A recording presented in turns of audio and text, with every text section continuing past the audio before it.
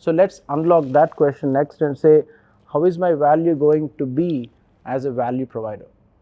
Now, let's go back to the history of strategy. Back then, when we were moving from industrialization, right after we moved from colonization, achieving objectives through sheer brute force and military strength was the origins of strategy in its foundation. Has anything changed in the marketplace right now? Minus the wars, which there are some around, most of it is kind of sort of war. You know, they say business is like war. Business is actually war, period. And what you're doing is achieving your market objectives using the tools and frameworks and teamworks you have in the place, so you are one click ahead, maybe several clicks ahead as a strategic player in the market for your product or solution.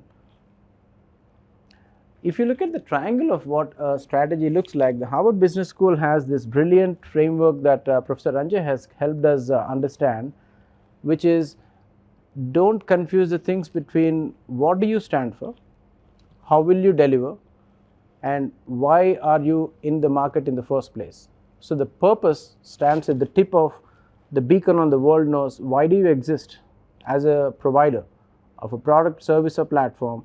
If you don't answer that question and try to execute the details, you may be miscued in your purpose. Now you go to, now that I've understood my purpose, what are the values and behaviors I demonstrate? Because that will define the brand on who you are.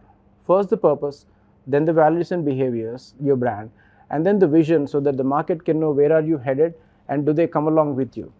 Is your vision a pull or is it a push? Then you get to the strategy. If you think about it, right, you have come 4 layers before you actually come to the strategy piece. If you jump to it too quickly, too early. If you do not jump into it all and stick to directly tactics, now you're comfortable in what we call the day-to-day things. Most companies are very happy in the day-to-day things. It's very hard to step back and identify, if I do not exist, will the world miss me? It's an uncomfortable question. We don't ask that. Am I behaving in consistent terms to my purpose? We don't ask that uncomfortable question either. Now we get to, are we able to share our vision with the same energy that the world will resonate? Then we get to strategy. So these are the pieces that we want before we get to strategy next, and see the simple way of how Magnus lens see strategy is value proposition at the top, which is, what is that thing that uniquely distinguishes your offering from everyone else? Why should the customer look at you without you screaming on the rooftops who you are? Sheer value proposition will tell you why you differ, why you are better. The 3 words of value prop is why you are better. Now you can answer it in so many ways, you can present it in so many designs, but this should be resonating on the customer terms. Let's switch left. When you identify why you're better, you should have had a value creation that is substantially better than others. Let's take a simple example. Media podcast company. If it is creating content, it is creating value for companies, it is doing it for entrepreneurs and enterprises, is it creating value that does not look like a clone in the room? Is it very unique? Is it engaging? Is it immersive? Is it appealing? And is it a draw factor that the customer spends more time? And if the customer is putting their products using your service as a media company, is it creating an instant buy decision for the customers? Which means the customer sees the value proposition right away that going to you, the company, is a better idea than the competitors.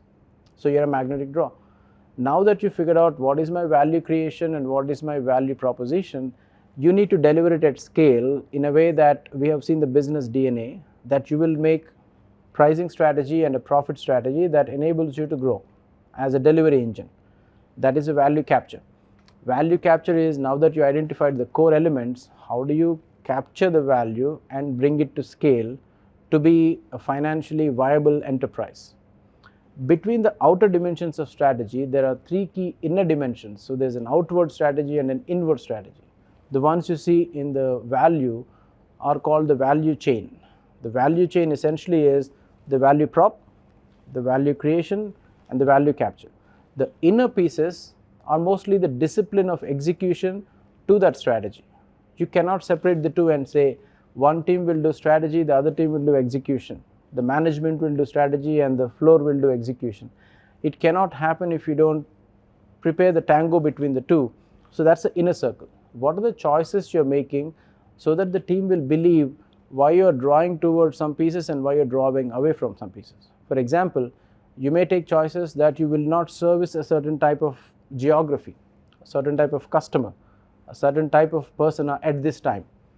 That choices should not change so rapidly that the team is confused how you're executing it.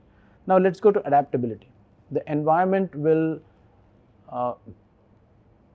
not change as fast as you want it to, it will change faster than you want it to. The markets change very, very rapidly. So what you want to do is, yes, you have made choices, but are they market adaptable? These are the two dimensions. It's very tricky to shoot a target.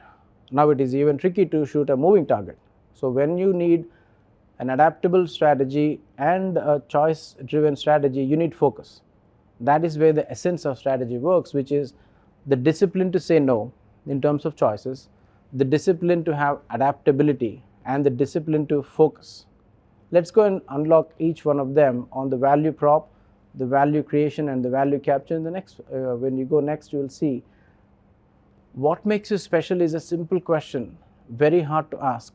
You have to answer yourself and not be in the value illusion. You need to ask the customers, this is what I think makes us special. Do you agree?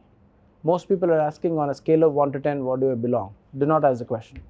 Ask them, do you give me a 10 on 10? If not, why not? It's a better question because you'll get a straight binary answer. You are a 10 on 10, repeat.